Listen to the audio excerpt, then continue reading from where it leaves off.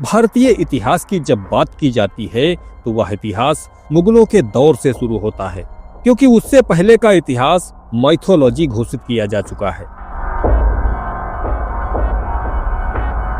भले ही प्रत्येक वर्ष हम रामनवमी व जन्माष्टमी मनाते हैं, परंतु फिर भी भगवान राम, भगवान श्री कृष्ण तथाकथित इतिहासकारों के लिए एक काल्पनिक पात्र है। रामायण व महाभारत जैसे ग्रंथ उनकी नजर में इतिहास नहीं बल्कि किस्से कहानियों की किताबें हैं। आपको याद होगा कि लगभग एक दशक पहले तक जब भारतीय वास्तुकला की बात की जाती थी तो सबसे बेहतरीन आर्किटेक्चर मुगल आर्किटेक्चर माना जाता था। कैलाश मंदिर, होयसलेश्वर मंदिर, बृहदेश्वर मंदिर जैसे हजारों साल पुराने अद्भुत मंदिर होते हुए भी भारत की पहचान ताजमहल हुआ करता था।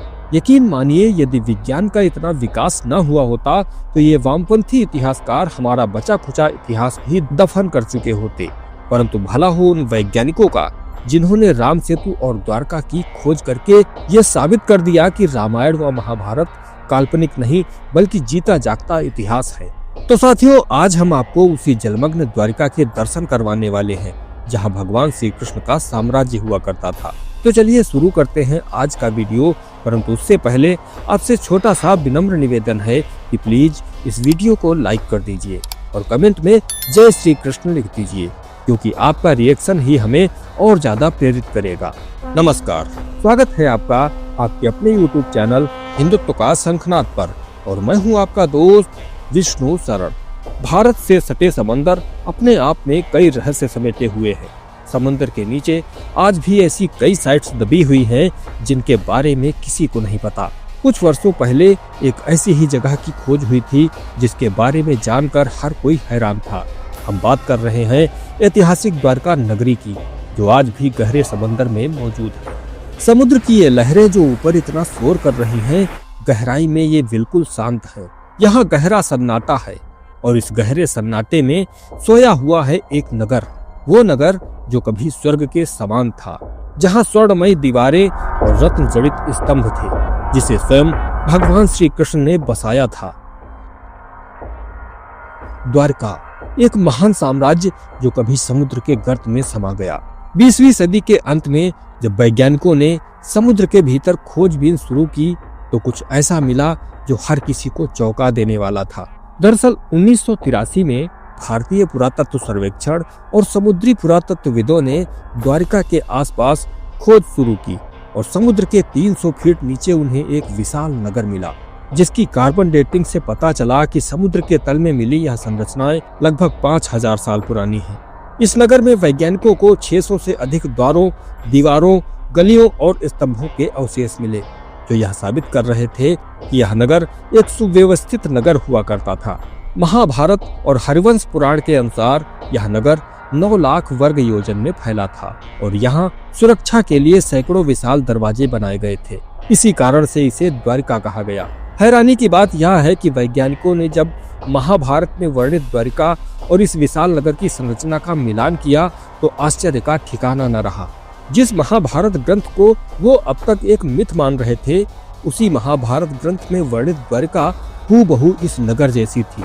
अब सवाल यह था कि यह नगर आखिर समुद्र में कैसे और क्यों समा गया।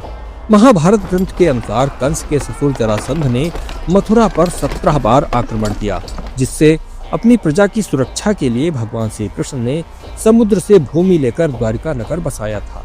महाभारत युद्ध के बाद गांधारी ने अपने पुत्रों की मौत का जिम्मेदार भगवान श्री कृष्ण को माना और उन्हें श्राप दे दिया कि जिस तरह मेरे 100 पुत्र मेरे सामने ही समाप्त हो गए, उसी तरह तुम्हारा वंश भी तुम्हारे सामने समाप्त हो जाएगा। भगवान श्री कृष्ण ने वह श्राप स्वीकार कर लिया, जिसके 36 वर्ष बाद यदुवंश को एक और श्राप मिला। एक दिन दुर्वासा ऋषि अपने शिष्यों के सहित द्वारिका पधारे।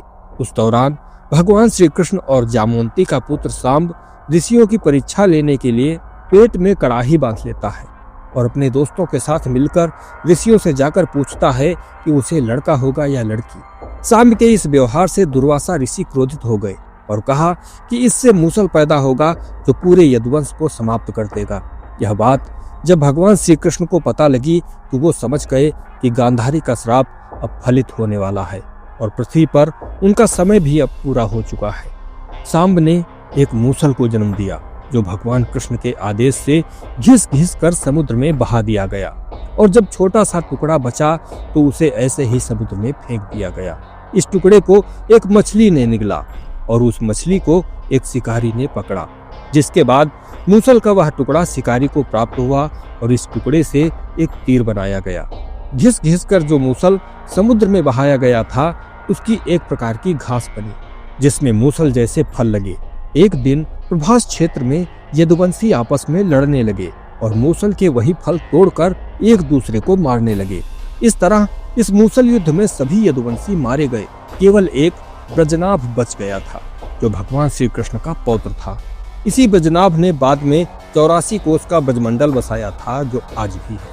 यदुवंशियों के मारे जाने की खबर जब भगवान श्री कृष्ण को और बलराम जी को पता लगी तो बलराम शेष रूप धारण करके अपने लोक को चले गए और भगवान श्री कृष्ण जंगल की ओर चले गए, जहां वह एक वृक्ष के नीचे लेट गए। यहीं पर बहेलिये ने उनके पैर को हिरन की आंख समझकर तीर चला दिया। यह वही तीर था जो मूसल के टुकड़े से बना था। इसी तीर से भगवान कृष्ण भी स्वधाम गमन कर गए। भगवान श्री कृष्ण के धरा छोड़ने के बाद पूरी द्वारिका समुद्र में समा गई, जिसके बाद हजारों साल बीत गए। द्वारिका नगरी केवल किस्से कहानियों तक ही सीमित रह गई।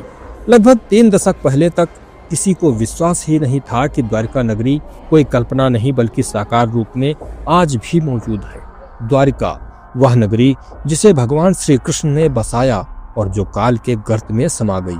यह केवल इतिहास नहीं बल्कि एक पहचान है, एक सभ्यता की, एक संस्कृति की। क्या हम कभी इसे पूरी तरह से खोज पाएंगे? क्या इतिहास और विज्ञान मिलकर इस पौराणिक नगर की सच्चाई को उजागर कर पाएंगे? यह रहस्य अभी भी अनसुलझा है, लेकिन खोज जारी है। तो साथियों, समुद्र में मौजूद द्वारिका के विषय में आप क्या सोचते हैं? हमें कमेंट करके जरूर बताएं। मिलते हैं आपसे अगले वीडियो में। तब तक के लिए वंदे मातरम, जय श्री राम।